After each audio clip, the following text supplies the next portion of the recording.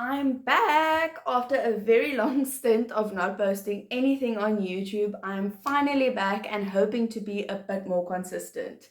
Hi, if you are new here, I am Emily. I have just completed my foundation phase degree and I love to spread information and knowledge about everything education. But today I will be focusing on interviews and what to expect and just everything about interviews that I know from experience. So, just a disclaimer before we start, I am nowhere near an expert on interviews, like even in the slightest. I have been invited to 4 interviews, and that in itself is a very big blessing, and I'm so grateful for that because I know how difficult it is to even get your foot in the door. I've not been successful as of yet, but this is what I've learned, and I must say, within this whole interview process, I have found myself really growing into I wouldn't say an expert, even in the slightest, but very familiar with the setting.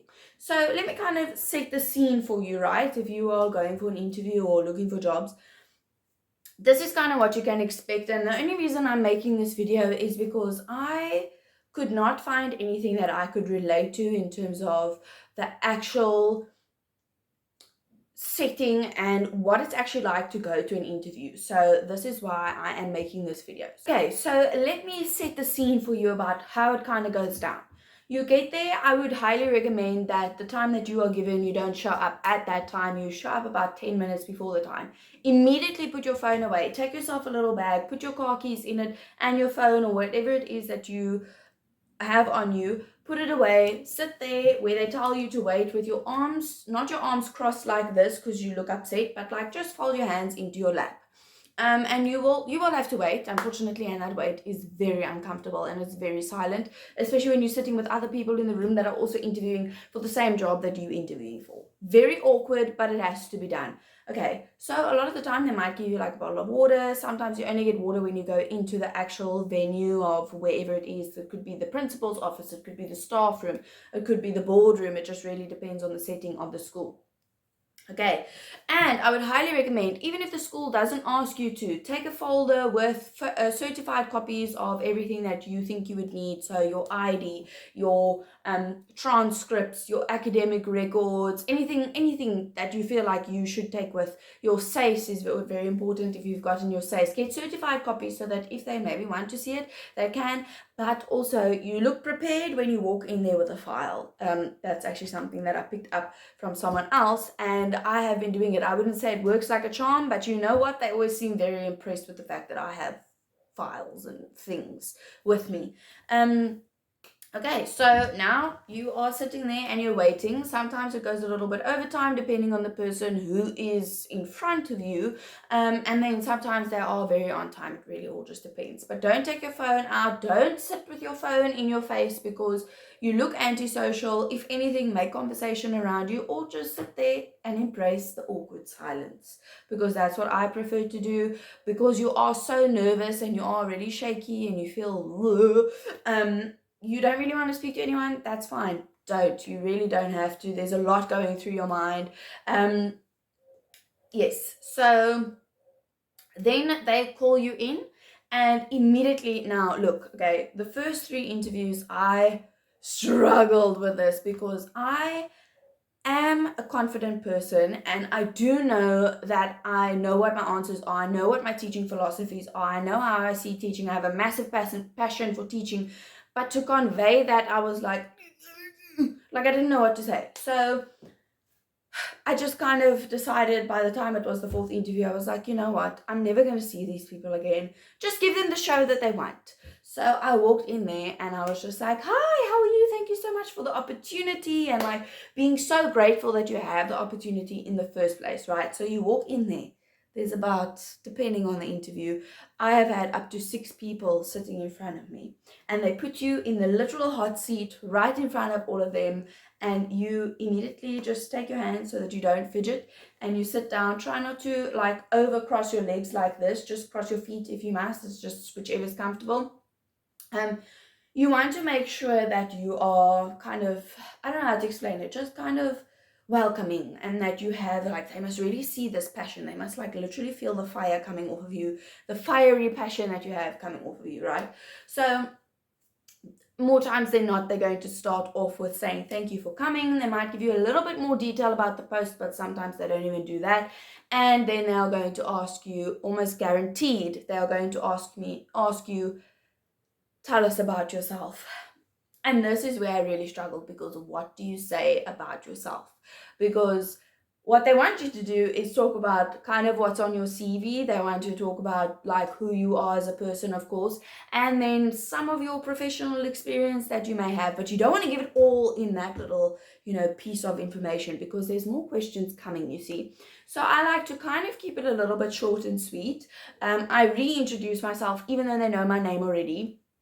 I say where I've studied, I say that I've just completed my studies, and I say that this is the campus that I went to, and like just basically all of that stuff. So giving a little bit of educational background, that you are studying, that you are finished with your studies, blah blah blah. And then I also like to mention a few of my hobbies. So one of my hobbies are content creation. Then I just put it all out there in the open. I do content creation. I talk on the internet about about education, and I have Instagram and I have TikTok, and it's all just out there for the open. And then yeah, that's basically, you can say obviously you're a friendly, kind person, you are innovative, forward thinking, anything that comes to mind about you. But I would say definitely try and write it down. Don't memorize it, don't sound like a robot, but like just kind of jot your feelings down about what you would say if I asked you, tell us about yourself. Okay, and then from there, they are very likely going to ask you about your discipline methods and how you view discipline and punishment, and very often they ask you a scenario. They give you a scenario. They'll say, you are in a grade 2 class and there are 2 learners who start a physical fight. How would you deal with that? Now, that's actually a very difficult thing to answer. I like to go with a more general approach. But what I love to do is always refer back to your practical experience. Now, this is why I say kind of hold off of telling too much of your professional experience with the tell us about yourself, and bring it into like the questions that they ask you. So if you have dealt with anything similar or anything like that in your practical experience, or conflict, or whatever it is that you have dealt with, and your discipline methods, then tell them about that, how you saw that your practical mentor handled it. What process did she use? What processes would you like to bring in? These are things that we actually really have to think about before we go into the interview setting, and you really need to place yourself in the classroom. Like, what would you actually do? And it's not always easy to answer, so make sure that you've really thought it out. Again, jot down some information and jot down some ideas and whatever it is that you have decided on. I personally have thought about my teaching strategies and my discipline methods that I would use in my classroom. Now, discipline sounds so negative, but that is what it is, and discipline is a part of life. So if you view discipline in a positive light, then it doesn't sound so negative. Remember that every action has a consequence, whether that be a positive one or a negative one. That's just literally how life works. And unfortunately, there are going to be rules or expectations, as I like to call them, in the classroom. And yeah, so also in the way that you answer it, kind of try and bring in the fact that you be very inclusive, in terms of like you include the learners in your discipline methods. They can't obviously have a choice in all of it, unfortunately, because they are still small. But if they have a conversation with you, you're building a relationship with them. Remember that discipline comes from having a relationship with the learner. So yeah, you can't be like their best bud at school, but you can definitely have a relationship with them. You can be nurturing and caring. That's all part of discipline. So yeah, just keep all of those things in mind, and don't be afraid to admit that you're not going to know everything, because I have said that in an interview before. I said, due to the lack of my experience, or due to the fact that I have only had practical experience and have no experience in running my own classroom, these things are all just things that I've thought about. So maybe that's not the best thing to say, but I'd rather just be open and honest, instead of sit there and make as if I know exactly that this lovely method of discipline that I have thought about is going to work great. Because chances are discipline and all the methods, teaching strategies, learning styles, everything changes throughout the year. And so you almost have to show them that you are willing to adapt and you're willing to learn, and that, I don't know how else to put it, but I'm really just putting all the information out there. I know this video is probably going to be a bit of a longer one, but I really hope that you do listen to everything that it is that I have to say. And again, sitting here talking about the interview experience, talking about my experiences and things that I've learned and the answers that I might give you to say now, they are not perfect, they are not clear cut, because nothing in the classroom, nothing about the education environment is clear cut, and you have to be able to adapt. So, you know, you can mention that in there somewhere as well. Another thing that I have been asked is, what is your experience with e-learning? And I like to bring up the fact that when I was in second year, COVID hit, and so I kind of had to learn all these things about education and online education and did research about it. So if you weren't really exposed to that during COVID, make sure that you get exposed to it now. Do the research, find out about different ways in which you can do a class online, not necessarily all of it online, but like Google Classroom. Do research on Google Classroom and the Google applications and the G Suite. That's what it's called. If you are familiar with the G Suite, then put it on your CV because it's a very good one. Mention that you're good at Microsoft Word if you have experience in Excel. I did CAT at school. I did computer application technology at school. So I mentioned that in the interview, that when I was in matric, I have been exposed to this. And because I do social media content, I've been exposed to apps like Canva, which is definitely an app that I would recommend for any teacher. So make yourself familiar with that now. And so that is something that I also refer back to my practical experience, because I was at a school where they had smart boards. So I said, I'm not perfect at using a smart board, but I've had experience in using a smart board. Like no detail is too small to mention and too unimportant to mention. You are there to sell yourself. So really like go out and sell yourself. Now remember, I see the previous interviews that I've gone to as practice. And so this information that I'm giving you now is literally only through the information that I have gathered and to what I've kind of taught myself throughout the whole interview. And I will give a few extra little random tips at the end of the video, but these are also just questions that you can expect, which are very important. Now, a question that really caught me off guard was, why do you want to work at our school?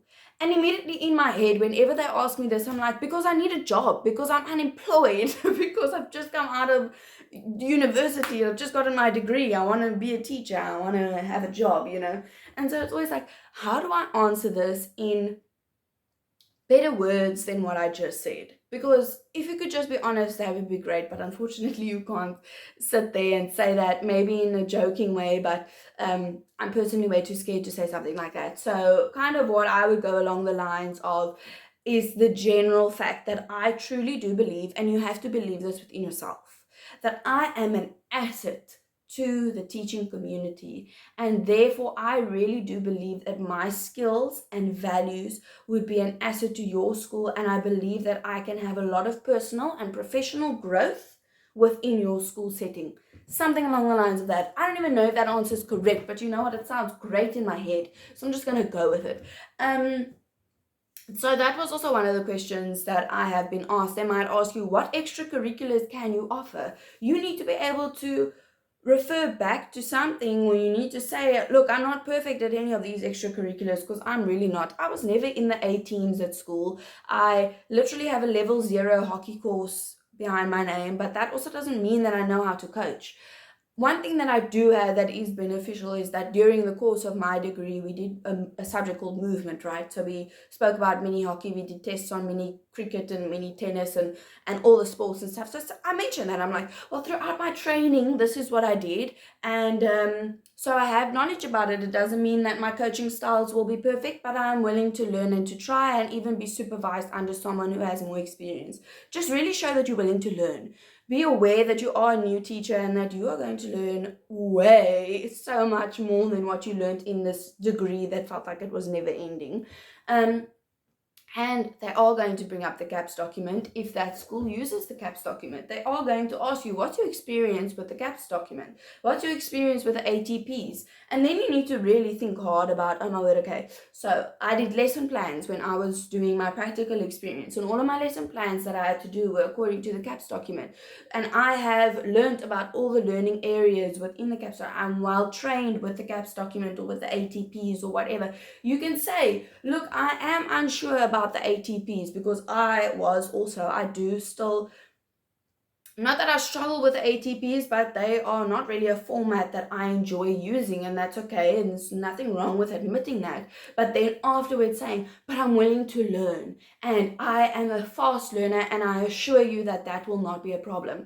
There are schools that will ask you, they're like, do you use the Jolly Phonics program? Have you heard of the Jolly Phonics program? Do you know what it is? So I simply answered, yes, I know what it is. I have heard of it, but I've never had experience with it because the schools that I did practical at, they didn't use Jolly Phonics because in Afrikaans we don't use Jolly Phonics, or maybe that school just doesn't use Jolly Phonics, but I have been exposed to other lesson styles and teaching styles that I can use in order to teach phonics, and I am willing to go do the Jolly Phonics course.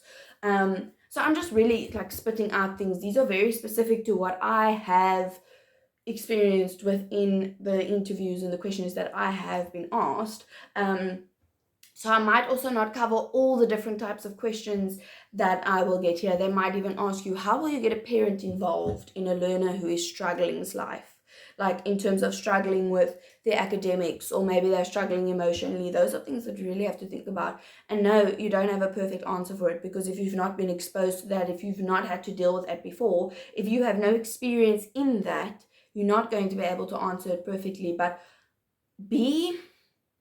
yesterday I went to an interview and the principal told me it's a good thing that you are see-through, that the learners can almost see through you, that you tell them exactly what the proceedings are of the day, you tell them how you feel. Like obviously you don't open up about your whole life story, but you make it known to them, like, oh, that made me so happy, or like you just be see-through with it all, basically. So be transparent, actually, that is a better word.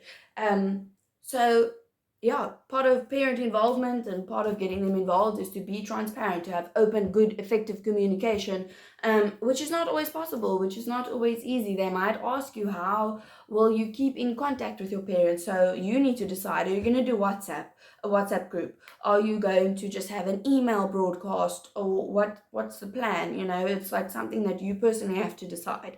So those are just some like random questions that I have been asked, and for the life of me, I cannot remember anything more. But here are a few technical tips that I can give you that the principal was very, very impressed with and told me yesterday that was very good. Is that when the person that's asking you the question, you look at them, you make eye contact with them, and you start by answering them. But as you are busy answering the question, you speak to the whole audience. So you speak and you make eye contact with every person on the board. Even if it's only 2 people, you make eye contact with them. But then when you're ending your answer, you look back at the principal, whoever it was that was asking the question, because they will go around asking questions. It's not just one person asking the question. I haven't been to an interview where only one person has asked me the questions. It's they kind of divide the questions up. Questions ranging from about 6 to 10 questions, more or less, sometimes maybe less, sometimes maybe more, and really just try and have a conversation with them. If you need to take time to breathe, to really think about it, or you can even tell them, wow, I haven't really thought about that, but and then you take a minute to maybe think about it. You can sit there and be quiet, essentially. Smile. That is something that you really forget to do when you are nervous. I know that feeling. I think in my first 2 interviews, I sat there with a straight face. Smile. And if you must talk with your hands, talk with your hands. Like, show them that you're passionate. Show them who you are. Show them what type of person you are going to be in the classroom. And yes, that is so much easier said than done, especially for people that are shy, like myself. But you really have to go in there and give them an absolute show, that you are going to walk out of there and they're going to think, wow, this person was like so passionate about, so do the research and rely on your knowledge that you have about about teaching. You have the teaching experience, you have all the knowledge that you have studied throughout your 4 years or however many years or whatever it is. You have the experience, you have the knowledge. Think about some of the answers, research, Google questions that they ask in teacher interviews. It might not always be applicable to South Africa itself, because they might ask you things that are very South African based. They might even ask you like, what languages are you proficient in? And obviously you can't lie, but like make sure that you are open and honest about everything, and really just like sell yourself. Speak loud and clear. Don't whisper. Don't talk too softly. If they think you're too loud or whatever, then who cares? If that's not for them, then that's not for them. And lastly, I would like to leave you with encouragement. I would like to tell you that you are not alone in anything that you are feeling. I myself am feeling it all. It is the worst limbo, sucky feeling I've ever gone through, is waiting for schools to contact you, waiting for interviews to come, going for interviews and getting rejected is like the worst feeling ever. It's like this limbo and you have no idea when it's going to end. And it sucks. And I have nothing more to tell you other than you are not alone. Please do not give up hope. And please do follow me on Instagram. The link is in my bio. I do post posts all around South Africa for every phase that there is. And really just go out there and tell yourself this is the one time in your whole life that you can be overconfident, over boastful about what your achievements are. And really just go in there and tell them everything that you can to convince these 6 people sitting in front of you that they want you on their team. So I hope this video was helpful. I know it was really long, but this has just been my experience. I am, again, by no means an expert at this, and as we can see, I have not landed a job as of yet. So that means that I really am not, but I am just giving you the examples of kind of what I've answered and the experience that I have been through. It's a really, really tough and horrible situation. It's uncomfortable. And I just kind of had to teach myself, even though it doesn't happen every single day, that I just kind of have to sit in this uncomfortable feeling and deal with it. So I am giving you all virtual hugs, and I am really hopeful that all of us will get a post and that the right post will come along for us. Apply everywhere and anywhere that's within your radius. Do not be picky about grade or school. So if you're foundation phase, apply for all the grade R1, 2, and 3 jobs, whatever it is. Just really apply for it all if it's within your means of transport. Even if you're willing to relocate or whatever, just put it all out there. And please don't forget to watch my how to create a CV on Canva. I really hope that video is helpful as well, and I will see you all in the next video because I will be more consistent now. So don't forget to like and subscribe, share this with a teacher friend who is going through the exact same process, and I will see you all sometime soon. Bye.